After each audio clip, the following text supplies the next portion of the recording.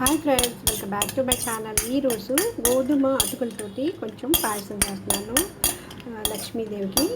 దానికి 1 స్పూన్ నెయ్యి వేసుకొని డ్రై ఫ్రూట్స్ ఫ్రై అయిపోయినాయండి. 1 కప్పు గోధుమ అటుకులు తీసుకున్నాను, దాన్ని కొంచెం నెయ్యి వేసుకొని ఫ్రై చేసుకుంటున్నాను. అయిపోయినండి. 1 గ్లాస్ వాటర్ పోద్దాము. తర్వాత పాలు యాడ్ చేద్దామండి కొంచెం ఉడికినాక.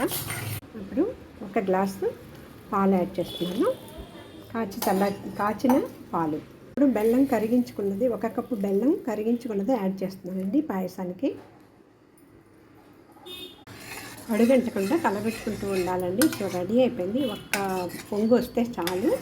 డ్రై ఫ్రూట్స్ యాడ్ చేసి దించేయచ్చండి. ఆఫ్ చేసేసానండి. కొద్దిగా యాలకుల పౌడరు, వేయించి పెట్టుకున్న డ్రై ఫ్రూట్స్. సో రెడీ అయిపోయింది. మీరు కూడా ఒకసారి ఇలాగా ట్రై చేయండి.